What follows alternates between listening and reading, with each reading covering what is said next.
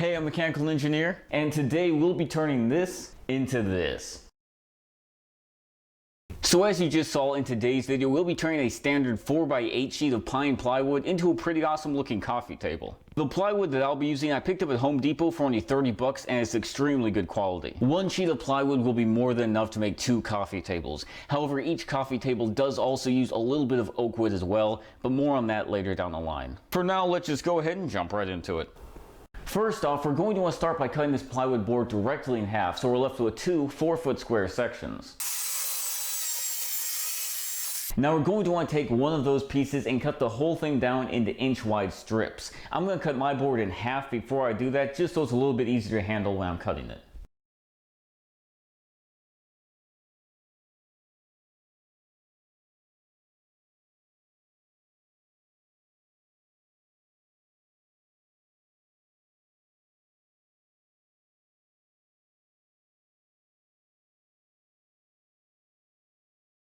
And we are left with this. Now here comes the time-consuming part. We're going to want to take these boards that we just cut and glue them back to back so the inside of the plywood is showing. And since these boards are 4 feet long, I'm going to glue them together until they're 2 feet wide because I think that'll be a good size for a coffee table. But regardless of what size you choose to make your table, when gluing and nailing the pieces together, try to make sure they are as straight with each other as possible. And if you want, it might be worth your time to just glue and clamp the 2 outside pieces on and not nail them so there won't be any nail holes.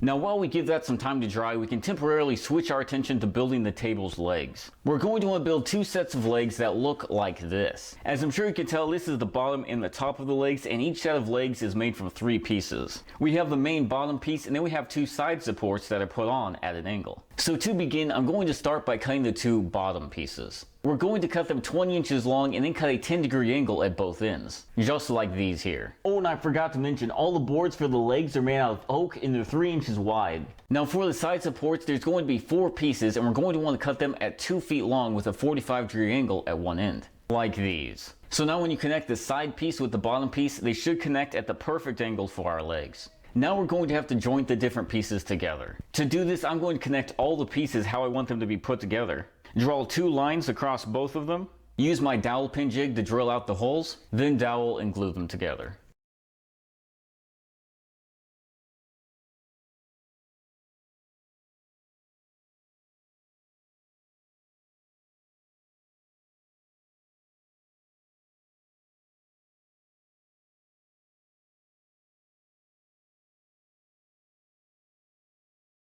Once the glue has had enough time to dry, we can go ahead and cut off the points from the bottom of the leg so everything's flush, and then measure 16 inches up and cut the side supports as well. Like this. Now we're going to want to cut out 4 2-inch wide, 18-inch long pieces out of our oak wood to connect the 2 legs together. We're going to want 1 piece at the top of each side, and we're going to want to make sure they're centered and flush with the top of the legs. We're also going to want 1 piece at each side of the bottom legs, only we're going to want these to be 3/4 inches short from being flush with the top. Now if you wanted, you could screw these in place and plug up the screw holes with a dowel later on, but for me, I'm just going to glue and nail mine.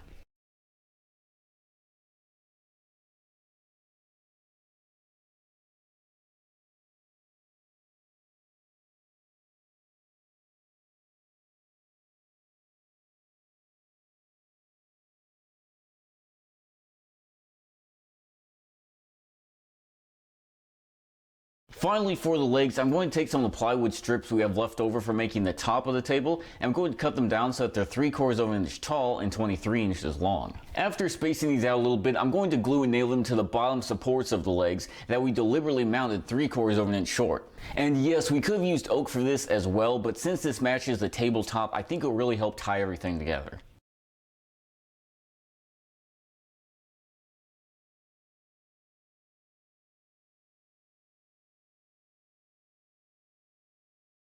Now back to the tabletop. For the tabletop, all we really have left to do is to run a circular saw at both ends of the top to make sure all the boards are cut at the same length and everything is perfectly square.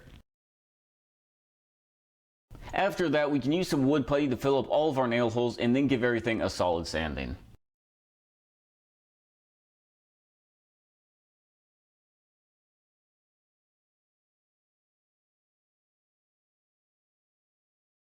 Finally, we can center the legs upside down on the tabletop, then glue it together and drill down through the supports into the tabletop itself. And although it is not entirely necessary, I'm going to use my dowel pin jig to drill out larger holes to help countersink the screws.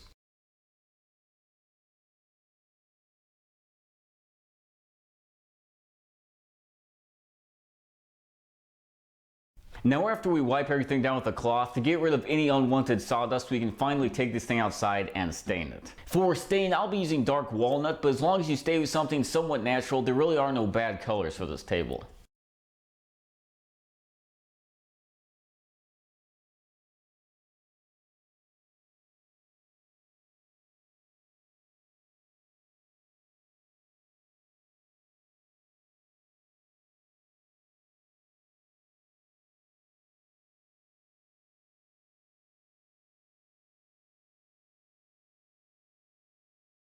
And here we are after it has been stained. I absolutely love how it came out looking. It's almost rustic. I'm really happy we went with the plywood and not the oak for the bottom shelf because it really does help tie everything together. Speaking of oak, the legs do add just the right amount of contrast and color to the rest of the table. The coffee table seems to fit quite nicely in my front room. I really wish I could keep it, but I don't drink coffee.